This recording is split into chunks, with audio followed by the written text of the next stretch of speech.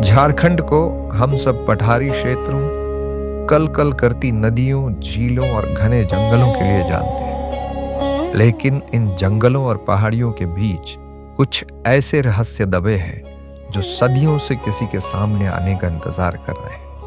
कैसा महसूस होगा जब आपको ये पता चले कि कोल्हान के पूर्वी सिंहभूम जिले में एक ऐसा स्थान है जहां विक्रमादित्य काल की मूर्तियां रखी हुई हैं, और फिर ये पता चले कि इन मूर्तियों को बेताल के माध्यम से लाया गया है। तो जी हाँ, ऐसी एक जगह है विरासत संरक्षण संस्थान।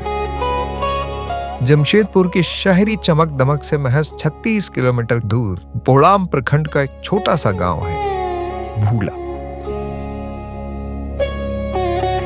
बाहर से देखने पर ये एक साधारण सा गांव लगता है, लेकिन असल में ये एक खुला संग्रहालय है।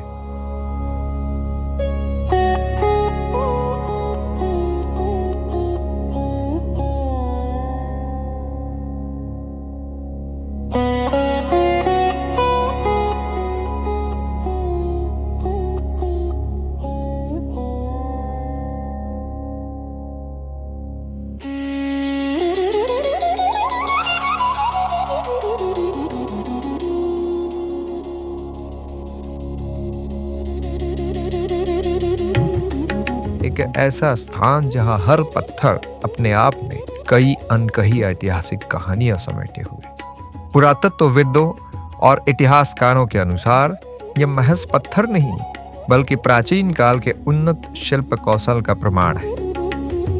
यहाँ की खुदाई और खोज में गौतम बुद्ध की मूर्तियां और जैन धर्म से जुड़े कुछ अवशेष प्राप्त हुए हैं। ये इस बात का पुख्ता प्रमाण है कि सैकड़ों साल पहले पूर्वी सिंहभूम का ये शांत इलाका बौद्ध और जैन भिक्षुओं की साधना का एक प्रमुख केंद्र रहा होगा। लेकिन ये सब यहाँ कैसे आया? किसने बनाया इसे? इतिहास अपनी जगह है, लेकिन स्थानीय लोगों की आस्था इन पत्थरों को एक अलग ही कहानी से जोड़ती है। ग्रामीणों के बीच एक बेहद रोचक लोक कथा सदियों से किंवदंतियों के रूप में सफर कर रही है।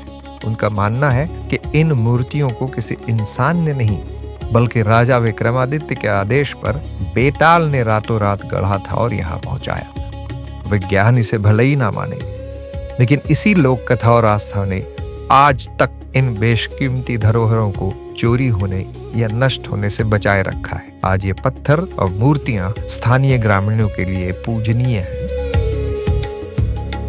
এই মূর্তিগুলো অনেক পুরনো, প্রাচীন কালের। এইখানে লেখা আছে, এইটা কেউ পড়তে পারে না। শিব লিঙ্গ আছে, শিবটাতে পূজা হয়। এইগুলা অনেক রকম মূর্তি আছে, সবাই এইখানে সব মূর্তিকেই পূজা করে। बुजुर्ग बड़े कहते हैं कि ये जो पत्थर है ये लक्ष्मी जी का कलश है, और वो लोग का कहना है कि शायद इसमें कुछ सोना वोना पुरानी चीज भी हो सकता है। इसी कारण यहाँ बहुत सारे चोर पहले आते थे रात को और चोरी करने का प्रयास करते थे, और यहाँ का जगह बहुत जागृत है।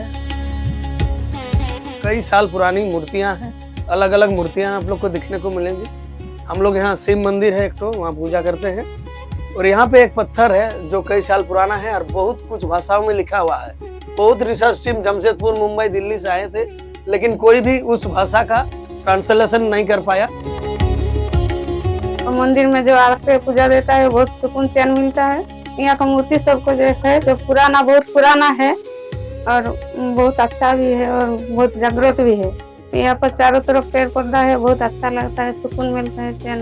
हम लोग के दादाजी से बोलते हैं कि वो लोग के पहले से भी ये मंदिर पहले से था, पहले पूरा बिखरा हुआ था ये जगह पे।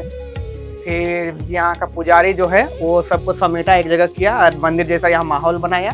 बहुत सारे मूर्तियाँ यहाँ पर है, लेकिन बहुत सारी मूर्तियाँ चोरी भी हुआ है। हर साल पौष संक्रांति के अवसर पर यहाँ एक विशाल मेला लगता है। लोग दूर दूर से इस पुरातात्विक स्थल के पास जुटते हैं। संस्कृति और आस्था का यह अनूठा संगम देखते ही बनता है। भूला का ये पुरातात्विक स्थल विरासत संरक्षण संस्थान सिर्फ कुछ पुराने पत्थर और मूर्तियां भर नहीं है, यह हमारी जड़ों, हमारे पूर्वजों और हमारे गौरवशाली इतिहास का आईना भी है। अगर हम आज इसे नहीं सहेजेंगे तो शायद कल की पीढ़ियों के लिए यह सिर्फ एक किस्सा बनकर रह जाएगा। ये वक्त है इन गुमनाम पत्थरों को उनकी पहचान वापस दिलाने का, जिसे सदियों से स्थानीय निवासियों ने अपनी आस्था, विश्वास और जिजीविषा से अब तक सहेज कर संरक्षित रखा है। यहाँ की यात्रा आपको प्रकृति के बीच अलौकिकता और आध्यात्मिक अनुभूतियों से शराबोर कर देगा और निश्चित ही भूला को भूलना आसान नहीं होगा।